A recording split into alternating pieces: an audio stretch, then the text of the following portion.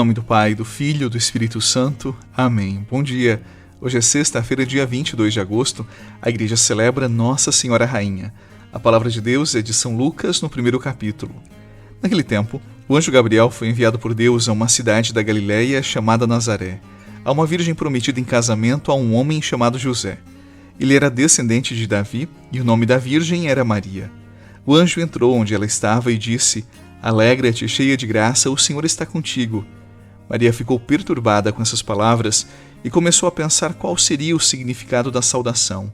O anjo então disse-lhe: Não tenhas medo, Maria, porque encontraste graça diante de Deus.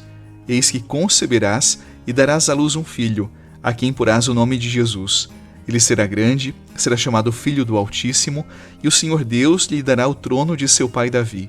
Ele reinará para sempre sobre os descendentes de Jacó, e o seu reino não terá fim. Maria perguntou ao anjo: Como acontecerá isso se eu não conheço homem algum? O anjo respondeu: O Espírito virá sobre ti, e o poder do Altíssimo te cobrirá com sua sombra. Por isso o menino que vai nascer será chamado Santo, Filho de Deus. Também Isabel, tua parenta, concebeu um filho na velhice. Este já é o 6º mês daquela que era considerada estéril, porque para Deus nada é impossível.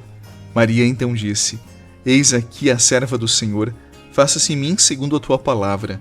E o anjo retirou-se. Palavra da salvação. Glória a vós, Senhor.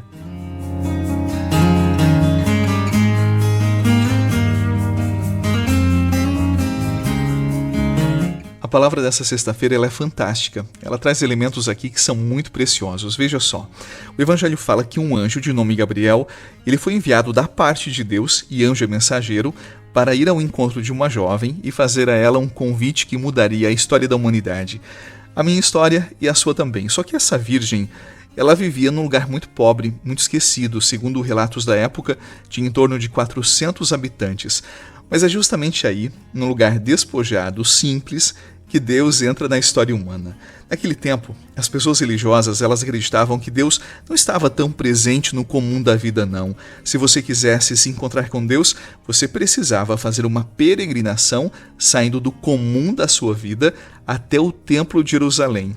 Lá, eles acreditavam que era a casa de Deus, a morada do Deus Altíssimo.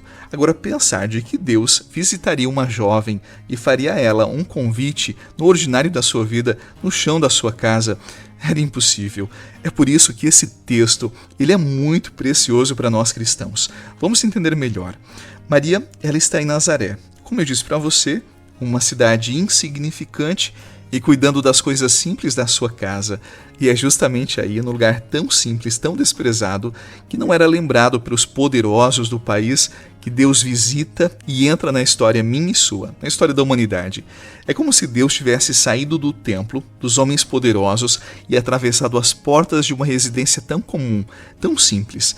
E o lugar onde se lavava, onde se cozinhava, onde se costurava, se torna o espaço da revelação de Deus. Essa é a lógica de Deus. Ele não se esconde atrás de muros sagrados. Deus se aproxima da vida real, da minha vida simples, da sua também, da vida marcada pela simplicidade, pelo trabalho, pela rotina, pela fluidez dos dias. Isso nos ensina algo muito importante, e é isso que eu quero que chegue ao seu coração. Muitas vezes a gente pensa que a vida só ganha sentido quando acontece algo fantástico, algo fora do comum, como se todos os dias precisassem de milagres extraordinários da parte de Deus. Nós esperamos então mudanças espetaculares, momentos que quebrem a rotina, e talvez por isso muitos lá no tempo de Maria não acreditaram que o Altíssimo pudesse agir ali, no chão de uma casa, e não na riqueza de um templo. No entanto, é justamente assim que Deus nos surpreende. No passar dos dias, aquilo que parece pequeno, aquilo que é tão simples, só que hoje não é diferente na minha vida e na sua também. Quantas pessoas vivem uma espécie de tristeza silenciosa porque não conseguem encontrar beleza no caminho da vida, naquilo que é simples, naquilo que é ordinário. E as redes sociais, você sabe, elas aumentam essa ilusão, como se a felicidade fosse viver todos os dias como se fossem extraordinários. Mas isso não é real. O Evangelho mostra o contrário. A verdadeira beleza está em aprender a enxergar Deus transformando o comum, a rotina, a fluidez dos nossos dias. A palavra hoje nos mostra que Maria ela foi visitada enquanto vivia o simples.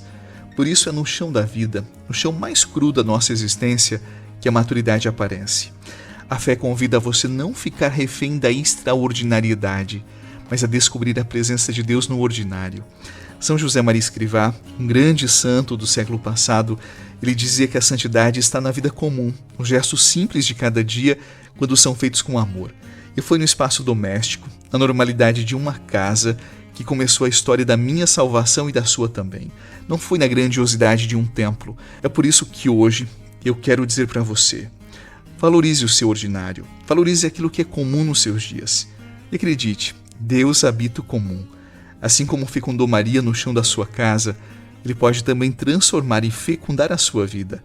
Então não desabite o simples fluir dos seus dias, porque é justamente aí que Deus deseja habitar. É no chão da sua história, naquilo que é de mais simples nos seus dias, que Deus se faz presente. Então desenvolva, tal como Maria, esta percepção, para que no ordinário, no simples, no despojado, você consiga perceber a presença e o carinho de Deus.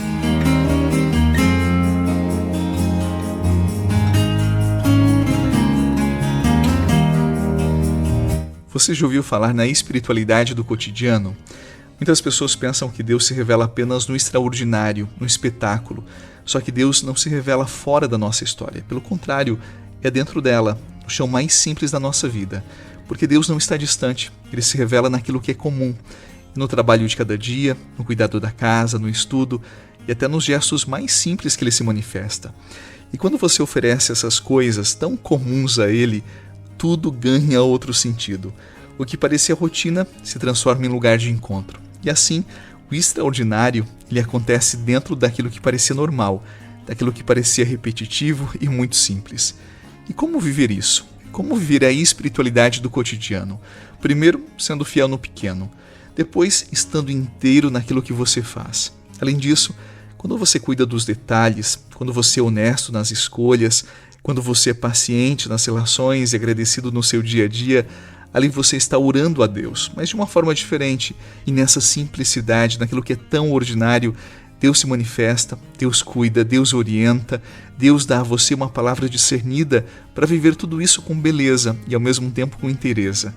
Porque uma palavra de bondade, um olhar de atenção ou até mesmo suportar uma contrariedade pode se tornar uma oração quando oferecidos a Deus com beleza, com verdade. Por isso a maturidade da fé está em compreender que não precisa de espetáculo para encontrar sentido. É justamente no chão simples da vida que você descobre a presença de Deus. E é ali que o comum se torna extraordinário. Que Deus abençoe a sua rotina, a sua vida, o seu chão, porque é nessa realidade que Ele se revela. Em nome do Pai, do Filho e do Espírito Santo. Amém. A você uma boa jornada, paz ao seu coração e até a noite, se Deus quiser.